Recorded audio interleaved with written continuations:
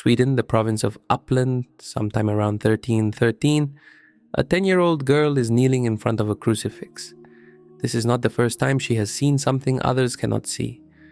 At 7, she had already had a vision of the Virgin Mary placing a crown on her head, but this time it is different. She sees Christ crucified, bleeding, real. And she asks him, without any fear, the way children ask the questions adults have long stopped asking. Who did this to you? The answer she receives will follow her for the rest of her life. All those who despise my love. Her name is Bridget. And there is a moment, 60 years after this scene, in a room in Rome in the summer of 1373, that explains why the church still calls this woman the patroness of failures. Not small failures, the big ones, the ones that ache, the ones people carry for decades without ever seeing the end. We will get there. But first you need to understand how a girl who spoke with crucifixes ended up confronting kings, correcting popes, and founding a religious order she never lived to see finished. If you have ever prayed the 15 prayers of Saint Bridget without knowing who wrote them, this is going to change the way you pray them next time. If you are wearing a rosary right now, touch it. Write in the comments, Bridget, intercede for me. Hold on to that room in Rome, summer of 1373. We will come back to it before the end. But first, the girl from Uppland. Bridget is born in 1303, the daughter of Birger Persson, a nobleman with governing authority in the region. The family is wealthy, devout, connected all the way back to the founders of Stockholm. This is not an ordinary household, but it is not a childhood shielded from death either. Her mother dies while Bridget is still a child, and the visions do not stop with the grief. If anything, they grow stronger. Uppland is a land with old memory. Less than 2.5 centuries before Bridget was born, the last battles between the arriving Christian faith and the old Scandinavian pagan cults were still being fought on that same ground. The house of Birger Persson is devout, yes, but it is also deeply political, tied by blood and alliance to the men who founded Stockholm itself. In that crossing point, between a faith still settling in and the power of the nobility, the girl who talked to crucifixes grows up. At 13, she is married off. That was simply how it worked. A noble daughter had no other path. The chosen husband is Ulf Gudmarsson, an 18-year-old who will one day become an advisor to the king. What no one expected is that this arranged marriage would turn into something close to love. Bridget and Ulf have 8 children together. 2 die as infants, 2 more, already grown, will die far from home, on military campaigns. Of the 4 who reach old age, 2 choose marriage and 2 choose religious life. One of those 2, Catherine, will end up a saint herself. Think about what it means to bury 4 of your 8 children over the course of a lifetime and never once stop praying for the ones who remain. In 1335, a letter arrives at the house of Bridget and Ulf. It is signed by the king. King Magnus Eriksson of Sweden has just married a young noblewoman named Blanche of Namur. Ulf is the king's cousin, so the court summons them both to Stockholm. Bridget is given a specific role, lady-in-waiting to the new queen. She is to teach her Swedish and help her navigate the politics of the Swedish nobility, which is anything but a simple world to move through. Bridget accepts. She becomes godmother to the royal couple's first child. She fills this role for years, but she does not like what she sees. The court is full of poisonous politics, shifting alliances, a young king who rules without any firmness, surrounded by favorites and by affairs that scandalized even the loose standards of a medieval court. Bridget watches all of it up close every single day, and it strikes her as simply unacceptable. She speaks up, she corrects. She insists the king change his conduct and that the queen surround herself with better counsel. I have to admit, this part of the story still surprises me a little. It is not the image most people carry of a saint, a middle-aged woman, standing inside a royal court, saying out loud exactly what the king and queen do not want to hear. There is nothing submissive about it. They do not listen much. Some at court start to see her as strange, a dreamer, a woman who takes her own visions far more seriously than anyone would expect from a lady-in-waiting. She keeps insisting anyway. Even then, though no one notices it yet, Bridget is already rehearsing what will define the rest of her life, telling the truth to whoever holds the power, whether they like it or not. Meanwhile, alongside Ulf, she keeps building something that depends on no one's approval but their own. Together they join the Third Order of St. Francis. They build a hospital, and Bridget herself tends to the sick with her own hands, at a time when a noblewoman had no reason to do any such thing. In 1341, Bridget and Ulf do something very few couples of their class would ever attempt. Together on foot, they walk all the way to Santiago de Compostela, hundreds of miles with faith as their only map. It is a pilgrimage of gratitude, and, without either of them knowing it yet, a farewell. Shortly after they return, Ulf falls ill. He withdraws to a monastery, hoping to end his days in peace. He dies in 1344. Bridget is widowed at 41 years old. This is where the story could have quietly closed. A devout noble widow, retiring to a life of prayer for the rest of her days. That would have been the expected ending. It is not what happened. Bridget settles near the Cistercian monastery of Alvastra by Lake Vättern. She gives away her fortune to her children. She trades the fine clothing of a noble woman for a rough penitential habit, and she begins a form of penance that today feels almost impossible to picture. Deliberate physical mortification in the harshest medieval tradition, meant to keep the suffering of Christ constantly present in her own body. She fasts severely. She sleeps little. Every comfort she once took for granted, she now denies herself on purpose. She does not do this to suffer for its own sake. For her, this chosen discomfort is a form of prayer that can be felt in the flesh, not only in the mind. And there, in penance and prayer, the visions that had followed her since childhood grow into something larger, more constant, more demanding. She begins receiving what she describes as direct words from Christ and from the Virgin Mary. These are not scattered visions. They are long, detailed messages about the Passion, about the life of the Holy Family, about a corruption she sees spreading through the church of her own time. She dictates them to her confessor, the prior Peter Olafsson, who translates them into Latin. Later, a second scholar, Matthias Canon of Linköping, will help translate and organize them as well. Picture the scene: a middle-aged widow with no formal theological training dictating to a priest what she claims to have heard directly from Christ. In the middle of the 14th century, not everyone believed her. Many accused her of exaggeration. Some accused her of worse. She kept dictating, and she did not dictate comfortable things. In her revelations, she describes scenes in striking detail, scenes no one had ever told her, including the exact posture in which she says the Virgin knelt to give birth in Bethlehem, a detail so specific it would go on to shape how painters depicted the Nativity for centuries afterward. But she also dictates harsh warnings against corrupt priests, against comfortable bishops, against the clergy she accuses of forgetting the very purpose of their ordination. She is not a mystic of easy comfort. She is a woman telling the church from the inside exactly what the church does not want to hear. One of these revelations was a clear command. She had to found a new religious community. Christ told her, in an image she would repeat for the rest of her life, that he was going to plant a new vineyard. The design she receives in her visions is strange for its time. A double monastery, with nuns and monks living in separate wings, sharing the same chapel but never the same spaces.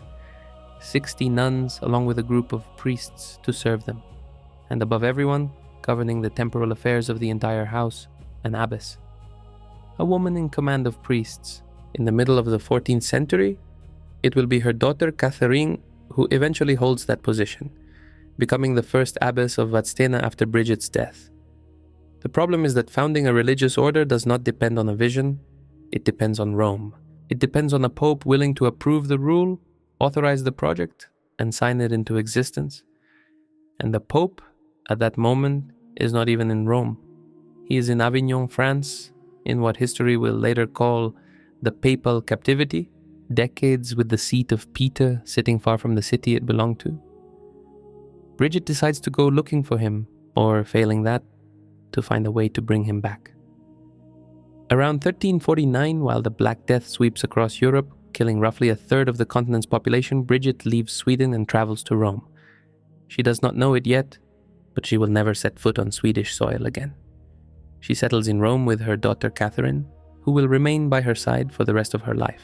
And what begins there is anything but a quiet, contemplative retirement. Bridget turns her home into a shelter. There is no line in her eyes between the deserving poor and the sinner no one else wants to receive. Some seasons, with no fortune left of her own to give away, she goes out and begs alongside the people she is trying to help. When someone criticizes her for exposing her daughters to contagion by bringing them near the sick, Bridget answers that she wants them to learn, from a young age, to serve God in the poor and the suffering. And she does not shield them from other people's pain, she raises them inside it, and she keeps writing. She writes directly to the popes. She tells them, with the authority of someone who claims to speak for Christ, that they must return to Rome, that Avignon is an exile, not a proper seat. Over 40 years, she writes to 3 different popes, Clement VI, Innocent VI, and by the time she is an old woman, Gregory XI, decade after decade, pope after pope. The answer is always the same: not yet.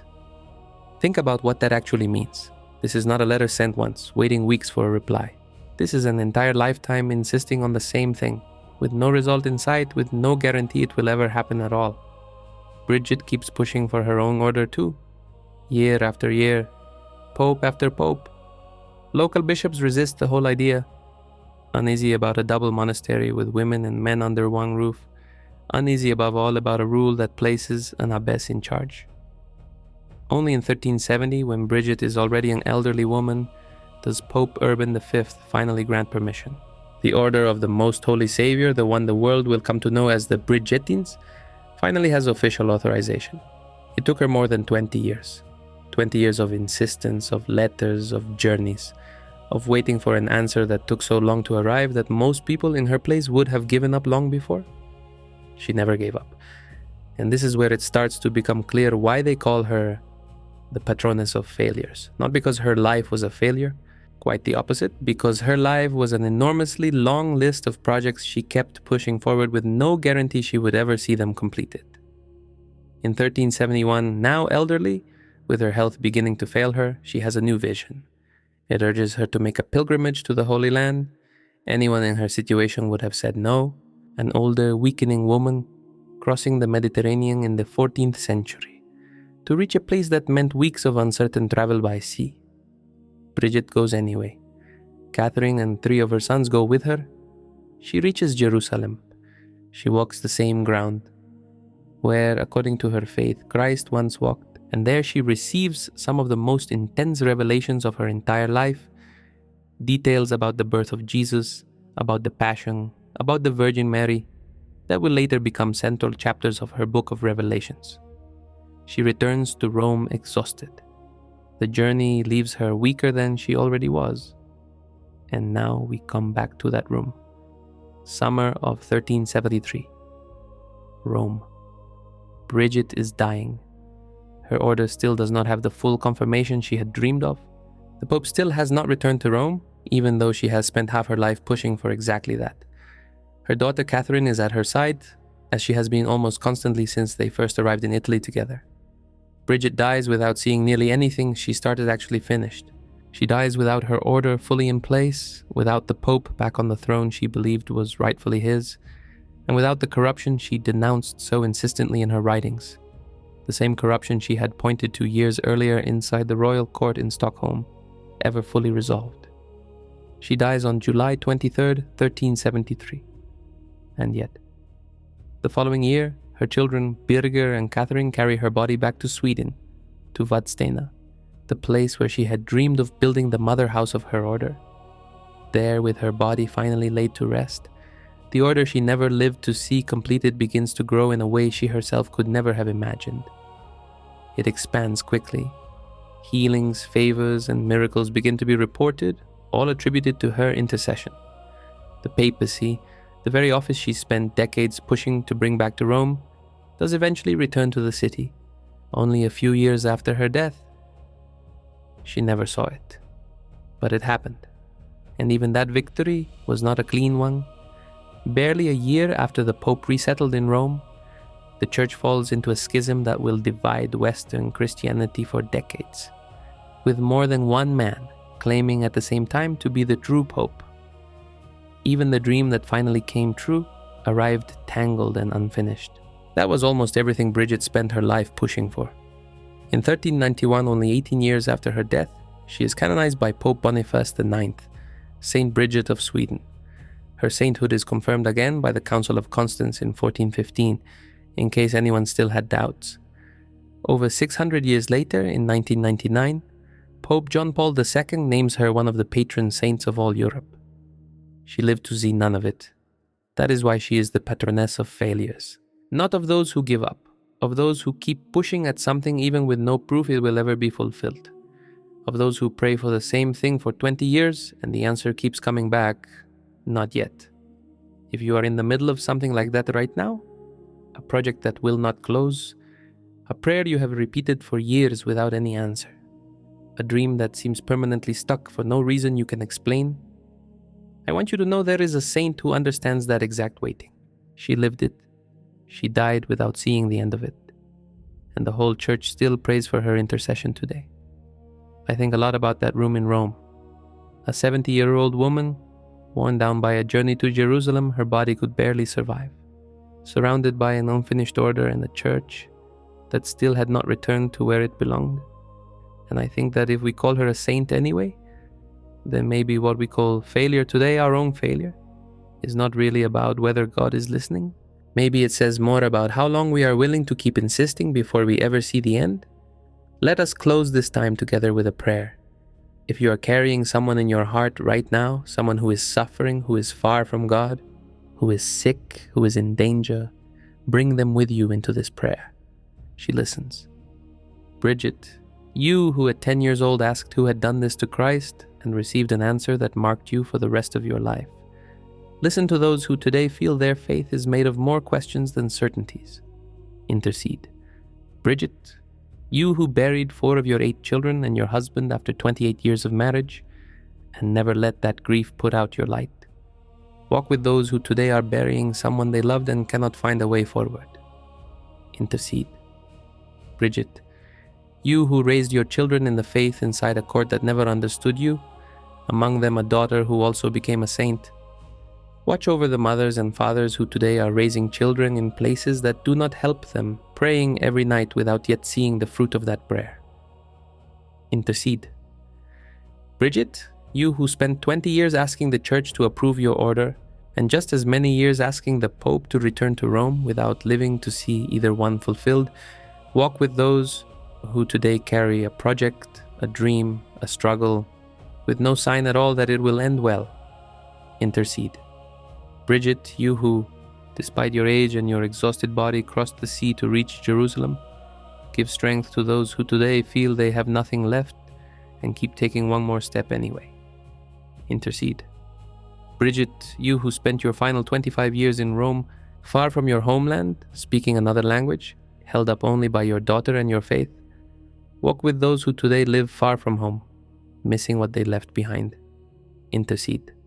Bridget, you who were called a dreamer in the court of Stockholm for saying the truth no one wanted to hear, give courage to those who today feel mocked or ignored for holding on to their faith in front of others. Intercede. Bridget, intercede for us. Amen. If you cried at any point during this video, that was not an accident. God does not waste tears. Every single one of them is a prayer she gathers up. Write in the comments, Bridget, intercede for me. And if there is someone you want to pray for her intercession on behalf of, write their name too. Just that. She knows the rest. If this video touched your heart, share it with someone who needs it today. With that person who is carrying something without seeing the end yet, who may not know there is a saint in heaven who understands exactly that kind of waiting, you could be the one who tells them, like this video, so this channel can keep bringing these stories to more families. And subscribe so you never miss the next one. Right now on your screen, another intercessor's story is already waiting for you, one that God also prepared just for you. Click on it. I will see you there.